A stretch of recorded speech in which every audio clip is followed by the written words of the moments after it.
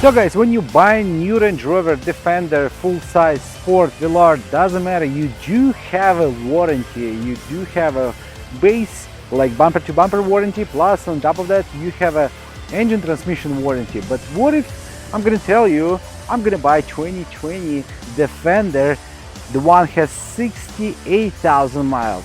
Am I crazy or not? Let's find out.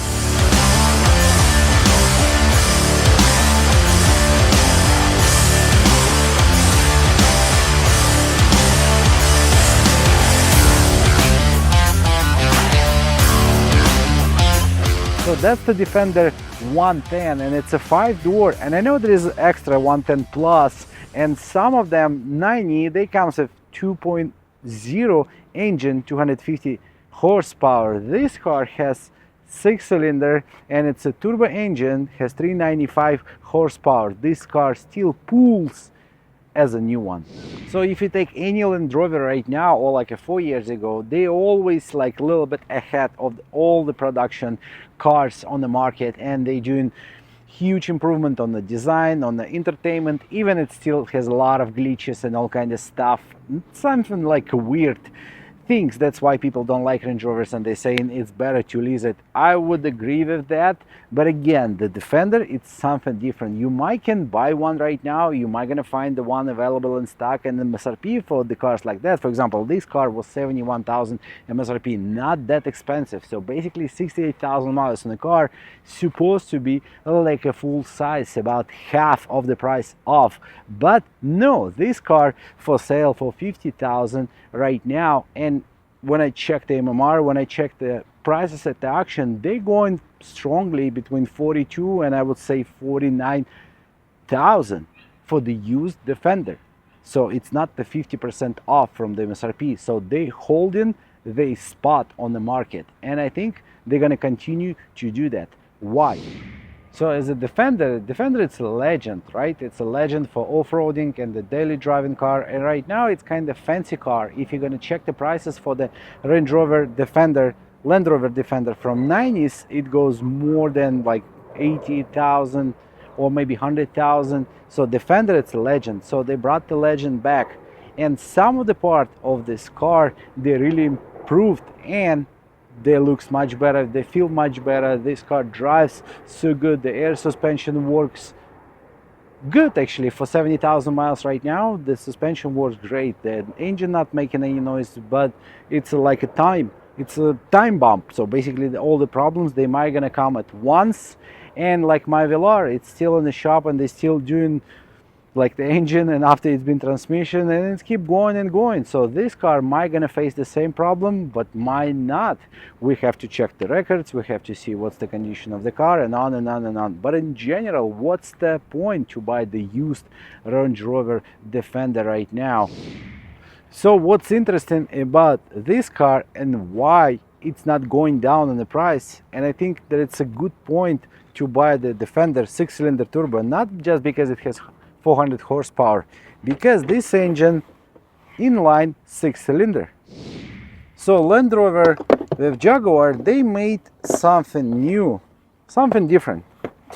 So I would say they trying to do the same as the Toyota Land Cruiser did in the 90s. It's an inline 6-cylinder, but they put the turbo on the top of that, and they make this engine 400 horsepower. How long this engine gonna last? I think much longer than the V6.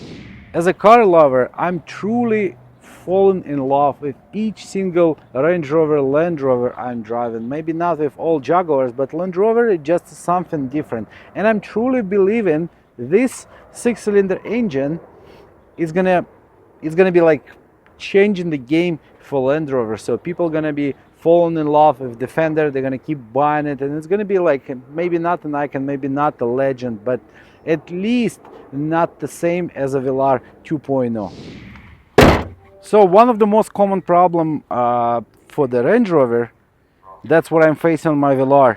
That's a LED headlight, they're running light on the headlights.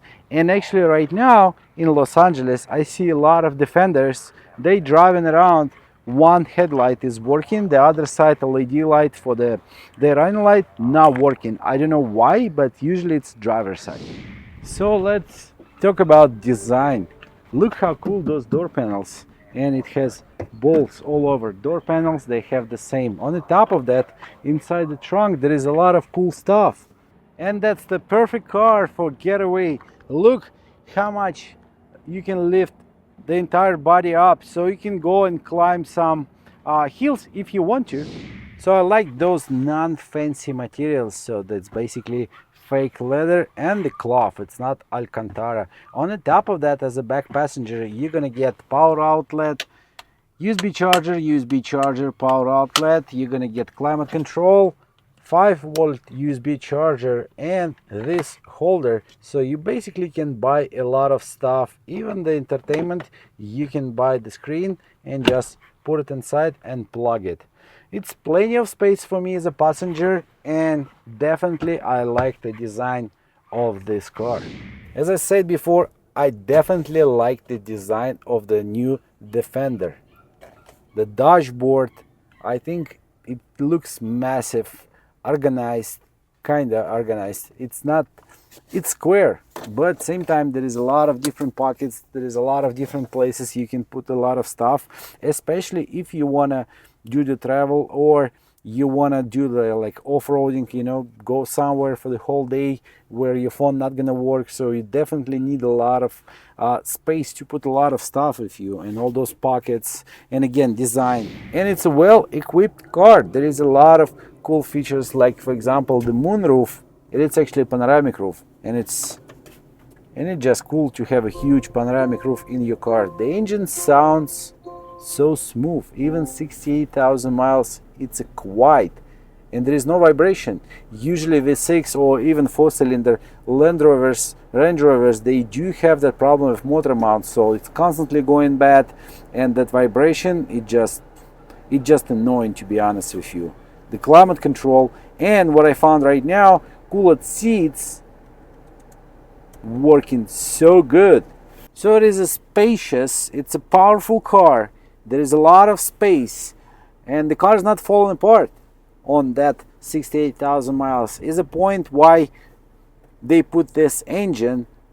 Did they improve the Range Rover itself, and it's gonna be like the new legend, gonna stay on the market as a demanded SUV, or it's gonna be same ruined as a full size? That's a good question. We're gonna see it probably in a 5-6 years. So when you do have a Range Rover, you probably want to know where is your hazard light button located, and the second, where is your service call button located. It's located right there. But on this car, if I'm going to call the dealer with 68,000 miles on it, they're going to say, sorry, you're out of warranty, just call someone else.